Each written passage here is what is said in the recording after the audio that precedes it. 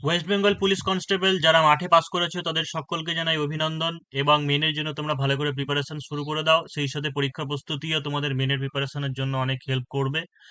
তো আজকে দেখো যে ইংরেজি ক্লাস গ্রুপ ভার্ব বা ফ্রেজাল ভার্ব দিয়ে স্টার্ট করছি। যে ভার্ব, গ্রুপ ভার্ব বা ফ্রেজাল ভার্ব জিনিসটা কি? এটা হচ্ছে যে ভার্বের সঙ্গে বিশেষ কোনো প্রিপোজিশন, শুধু প্রিপোজিশন বলবো না, ভার্বের সঙ্গে বিশেষ কোনো প্রিপোজিশন হতে পারে, বা অ্যাডভার্বিয়াল পার্টিকেল হতে পারে, বা অ্যাডভার্বিয়াল পার্টিকেল এবং প্রিপোজিশন মিলে কি তৈরি হয়? গ্রুপ ভার্ব বা ফ্রেজাল ভার্ব তৈরি হয়। ঠিকঠাক বোঝা গেল না তো? একটা এক্সাম্পল দিয়ে বোঝাবার চেষ্টা করছি। যেমন ধরো লুক।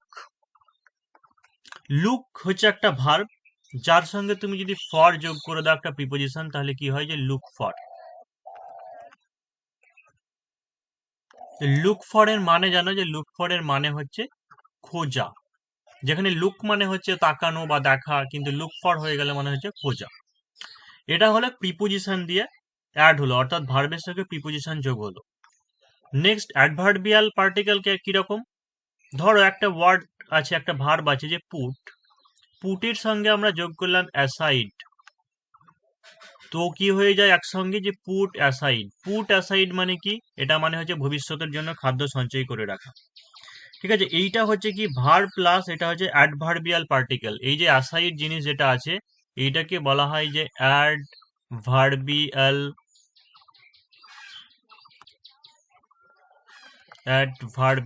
পার্টিকেল। এবার অ্যাডভার্বিয়াল পার্টিকেল এবং প্রিপোজিশন দুটোই অ্যাড থাকবে। কিরকম? যেমন হচ্ছে ডু অ্যাওয়ে উইথ।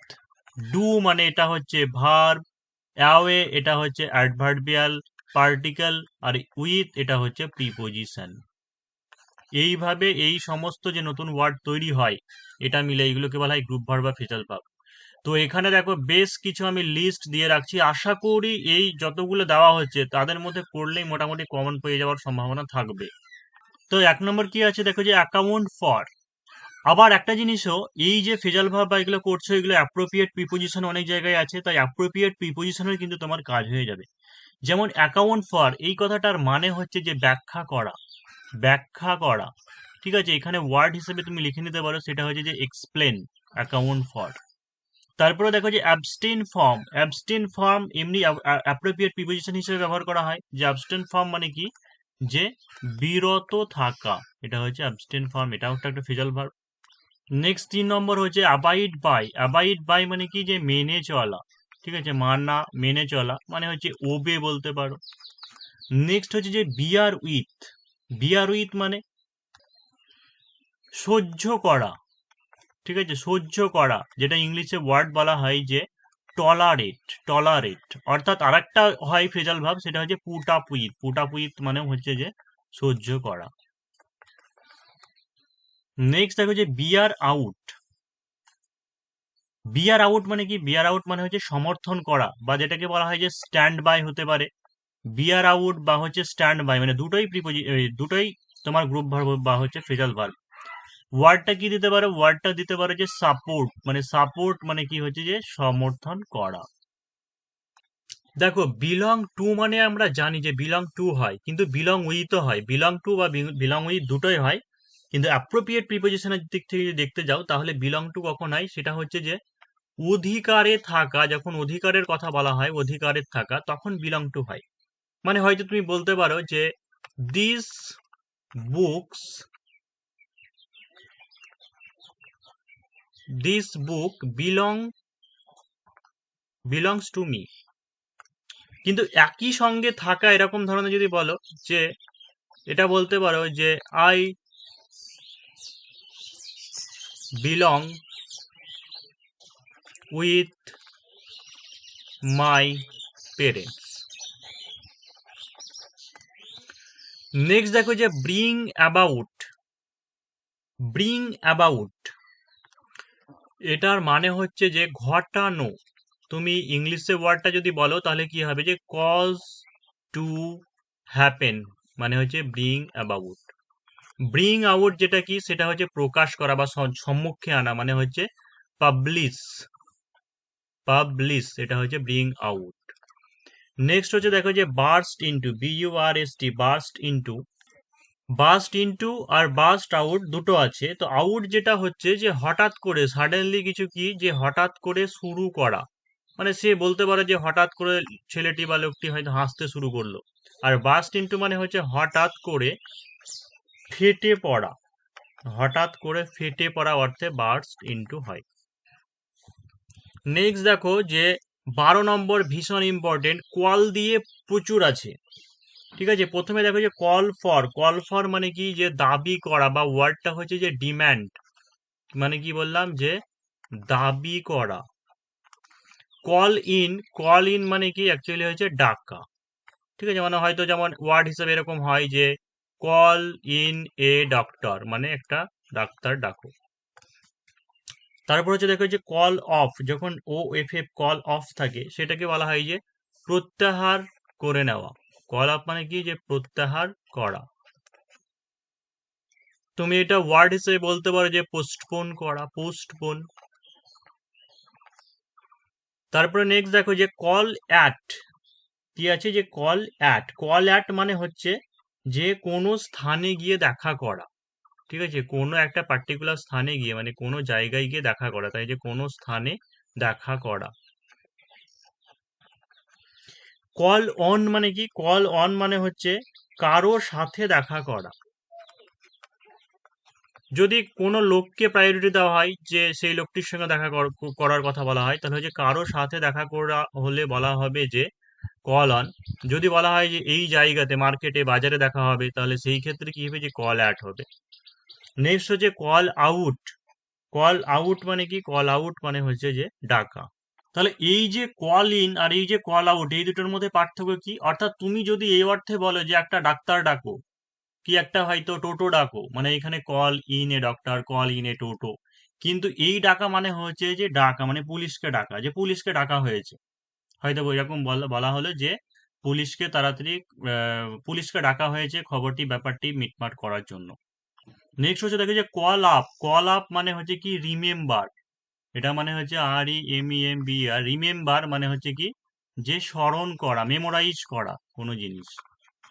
তারপরে হচ্ছে দেখো যে carry of, CARRY, carry of, carry of মানে কি, যে বহন করা, এটা হচ্ছে বহন করা।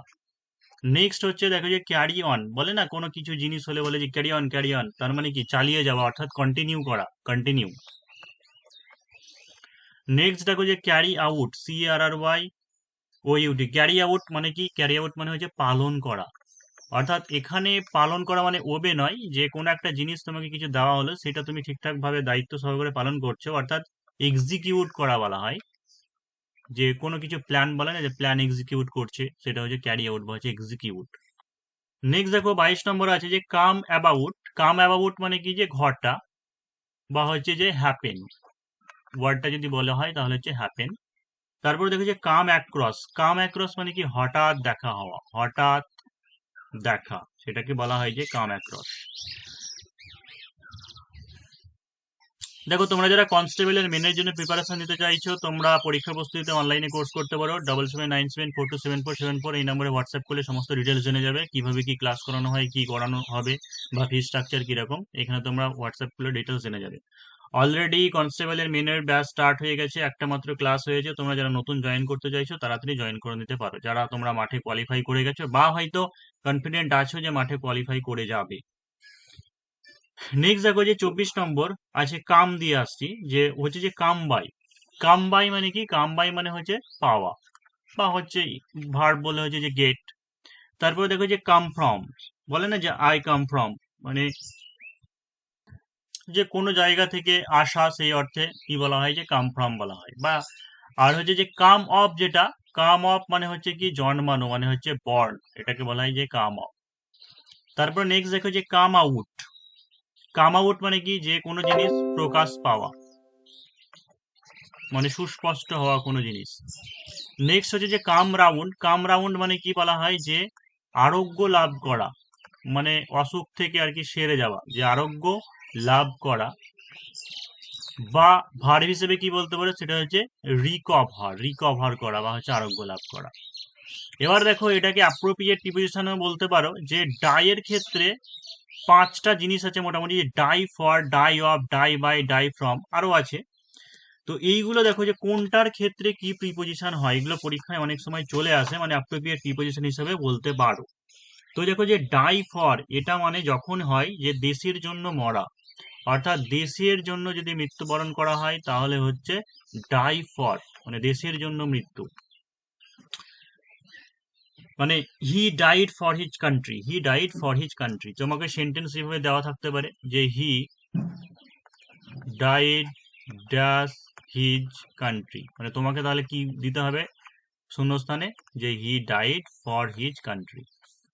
নেক্সট হচ্ছে দেখো যে ডাই অফ, ডাই অফ কখন হয়, যে রোগে মারা যাওয়ার ক্ষেত্রে, রোগে মারা যাওয়া, কোনো ডিজিজে যদি মারা যায় তাহলে হচ্ছে ডাই অফ, মানে হয়তো ম্যালেরিয়াতে মারা গেছে সেই ক্ষেত্রে বলা হয়।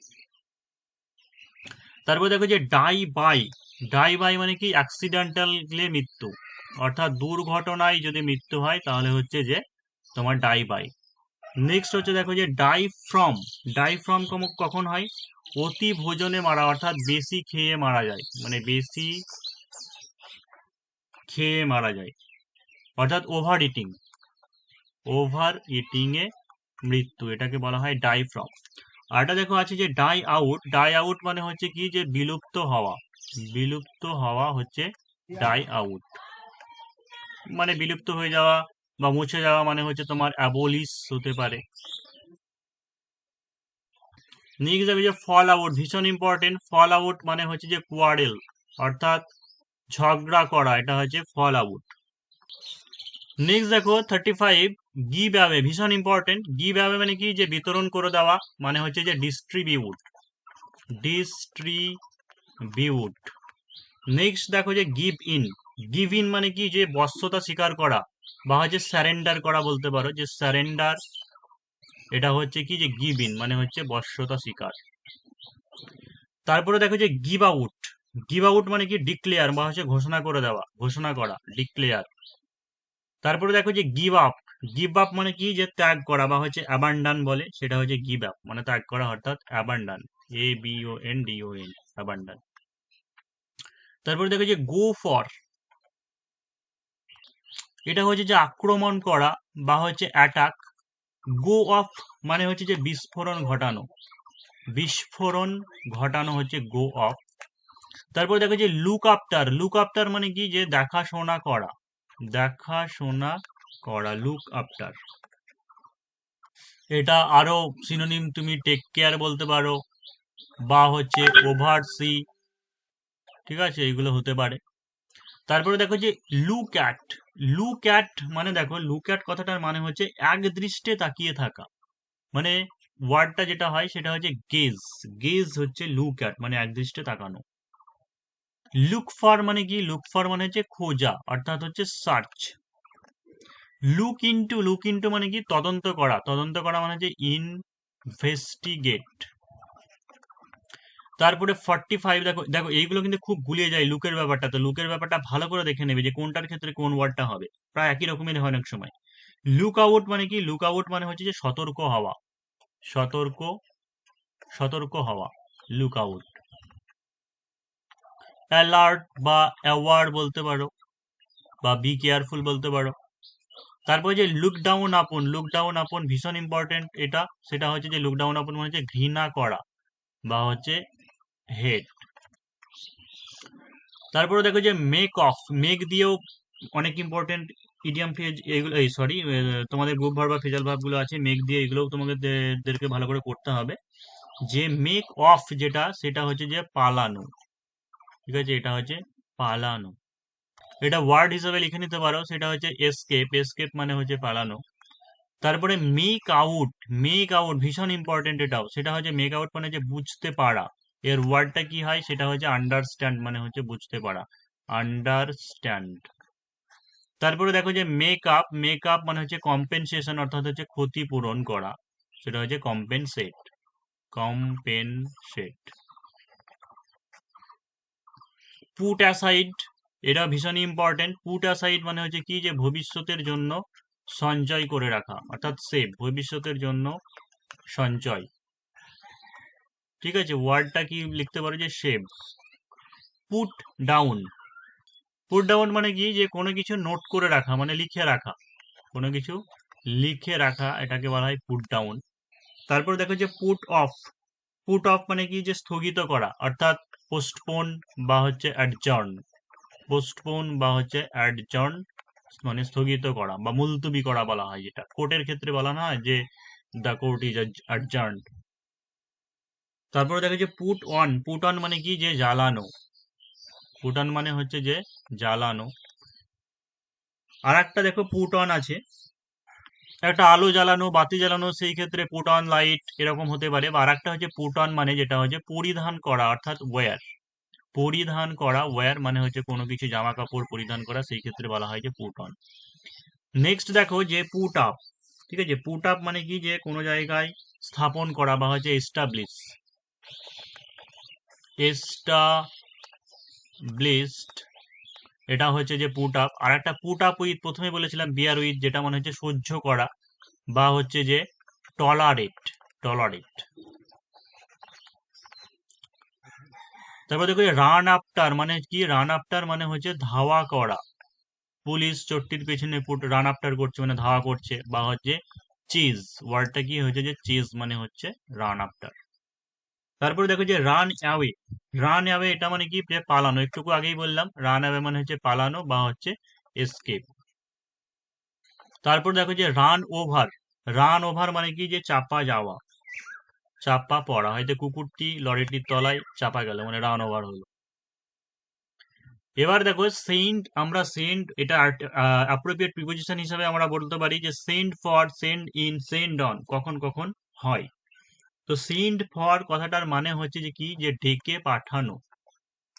কাউকে ডেকে পাঠানো ক্ষেত্রে কি হবে, যে সেন্ড ফর। সেন্ড ইন কখন দেওয়া হবে, যে জমা দেওয়ার ক্ষেত্রে। জমা দেওয়া বা হচ্ছে সাবমিট করা, সেটাকে বলা হয় যে সেন্ড ইন। আর একটা হচ্ছে সেন্ড অন। সেন্ড অন মানে কি, যে পাঠিয়ে দেওয়া। আমরা যেটা এমনি নর্মালি যেটা বলি যে সেন্ড করা মানে পাঠিয়ে দেওয়া, সেই ক্ষেত্রে হচ্ছে সেন্ড অন। দেখো সেট ইন। সেট ইন মানে কি, যে শুরু করা বা হচ্ছে আরম্ভ করা, অর্থাৎ begin. Set out. Set out মানে কি, যে যাত্রা করা, অর্থাৎ কোনো জার্নি শুরুর কথা যদি বলা হয়, বা হচ্ছে জার্নি শুরুর কথা যদি বলা হয় মানে স্টার্ট, সেটা হচ্ছে যে সেট আউট। তারপরে দেখো যে সেট আপ। এটা একটু আগে আবার হলো, যে সেট আপ মানে হচ্ছে কোনো কিছু স্থাপন করা, অর্থাৎ এস্টাবলিশ বা হচ্ছে বিস্টো। শুধু যে কোনো স্কুল কলেজ ইমারত স্থাপন হলো সেটাও নয়, যে একটা সম্পর্ক স্থাপন হলো, সেই ক্ষেত্রে বিস্টো কথাটা ইউজ করা হয়। বা ইন্ট্রাস্ট। তারপরে দেখো যে স্ট্যান্ড বাই। স্ট্যান্ড বাই মানে একটু আগেই বললাম যে সমর্থন করা বা হচ্ছে সাপোর্ট। তারপর দেখো যে টেক আফটার মানে হচ্ছে একই রকম দেখতে হওয়া বা হচ্ছে সদৃশ্য হওয়া, অর্থাৎ একই রকম দেখতে হওয়া। মেয়েটি হয়তো তার মায়ের মতো দেখতে হয়েছে, সেটাকে বলা হয় কি, যে টেক আফটার। বা একটা ভালো ওয়ার্ড আছে, সেটা হচ্ছে রিজেম্বল। রিজেম্বল মানে হচ্ছে একই রকম দেখতে হওয়া। তারপরে নেক্সট দেখো যে টেক অফ, বলে না যে ফ্লাইট টেক অফ করে গেছে, অর্থাৎ উড়ে যাওয়া। পাখির ক্ষেত্রে হতে পারে, ঘুড়ির ক্ষেত্রে হতে পারে। সেটা হয় যে কি, যে উড়ে উড়ে যাওয়া। উড়ে যাওয়া হচ্ছে টেক অফ। তারপরে দেখো যে টক ওভার। ভীষণ ইম্পর্টেন্ট এটাও, যে টক ওভার মানে হচ্ছে কি, যে ডিসকাস মানে কোনো কিছু আলোচনা করা, সেই ক্ষেত্রে বলা হয় যে টক ওভার। তারপরে দেখো যে টার্ন অ্যাওয়ে।